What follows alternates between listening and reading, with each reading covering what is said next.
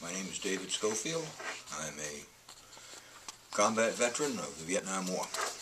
Okay. Why did you choose to enter the war? I didn't really choose to enter the war. I went in when it was still peacetime, in 1960. How did you feel about the war? I supported it. What did your parents say about joining the war? Joining the service, basically. They were very pleased. And you said your brothers also went into service? No, my brother did not. What was your first day like in the service? First day I went from here to Boston to be sworn in, and then about 6 hours later took an airplane flight to Chicago, Illinois, and got picked up by a Navy bus and taken to the naval station there, just north of Chicago. Great Lakes. Why did you chose the Navy? Why? Well, my father and uncles were all in the Army, and hearing the stories that they had to say, I figured I'd want to go in the Navy instead. What were the living conditions like during the war? You mean while I was in the service, or Yeah. while I was there in Vietnam? In the service in Vietnam. Okay. Boot camp was in an old World War II barracks. The wind blew out. The wind was blowing inside. It was very cold. We had good food. Learned a lot. And then as I went into my CB battalion, at first that was pretty good living. Big barracks, concrete building. Of course, one thing, it was all open walls and no privacy whatsoever in the bathrooms. Whatever you took in, you didn't take watchers or anything because they'd disappear because people were just that way. When I get into combat situations, basically we lived in a mud hole. We ate sea rats, which is all canned food. That stuff was all basically made during the Second World War. What was your most difficult mission during the war? Staying alive. I got into probably the worst situation things like that. What was your most vivid memory from the war?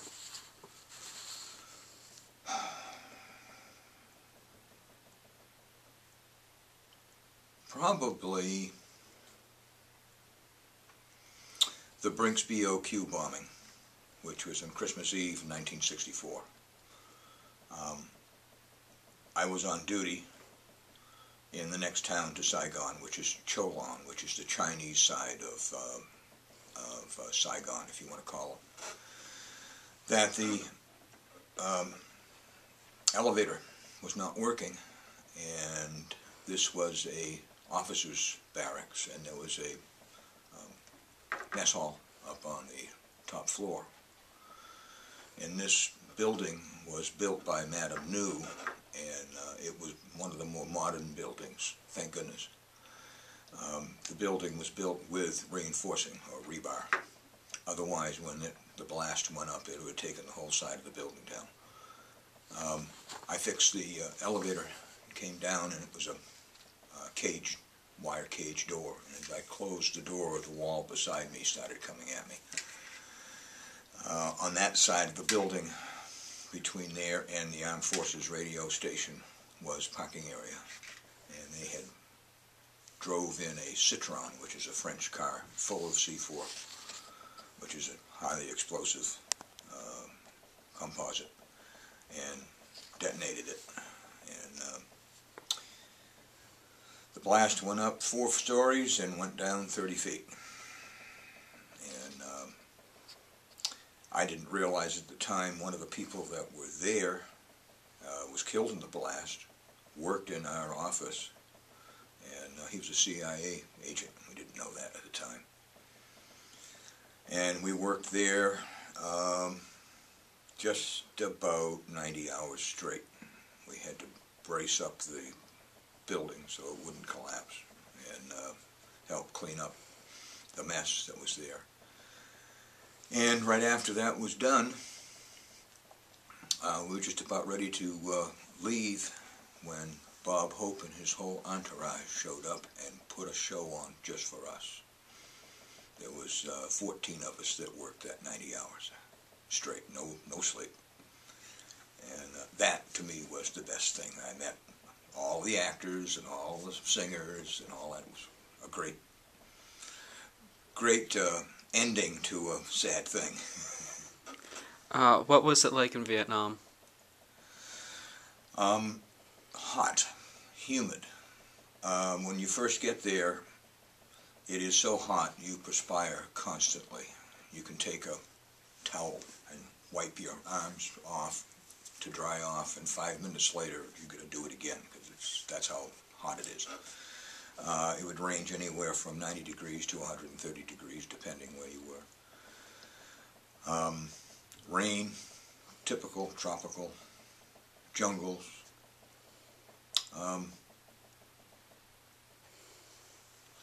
Never got cold. I know you went to Laos and Okinawa. What was your favorite out of those places that you went abroad to? Well, Laos and Cambodia, those were combat missions, Mm-hmm. although there's nothing written about them. Those were little secret missions that we had. Would you describe one of those missions, please? One of them, we went to a place, I can't remember the name of it. It was a small hill, and it was near the Ho Chi Minh Trail. And we needed that to man to try to stop the North Vietnamese from supplying the Viet Cong. And that particular mission was about 2 weeks long. We went in and came in helicopters and probably walked 10 or 15 miles to get to the spot, and then had to under combat, under fire, take the hill and hold it, so that the locals would then come in and hold it. 3 weeks later, they lost it again. How much gear would you, exactly would you bring around with? I'm sorry, what? How much gear would you bring around with yourself daily? Gear? Well, one of my prime job was to maintain all the little hamlets that were in country at the time in Vietnam. Mm-hmm. And I had a toolbox that was 5 feet by 3 feet by 2 feet tall, and it had all the tools that I would need, hopefully, for the jobs that I could do. And I would go from one place to another. I might get back to Saigon 2 or 3 days later, and I'd get there, and sometimes I would be there and they'd give me some more stuff and say, well, you've got to go down to the Delta area now and do this, this, and this. I might not see, really, Saigon in a nice clean bed for a week or two.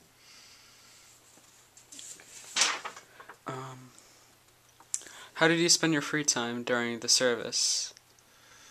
Well, there were times I took college courses. Of course, when I was in Okinawa, Guam, and the Philippines, I used to tour the areas. I tried my darndest to learn the language and kind of to blend in a little bit. I'd say I took college courses. Then, of course, we always have to go to the bars and have a drink or two, and that goes without saying. Did you ever make any long-time friendships?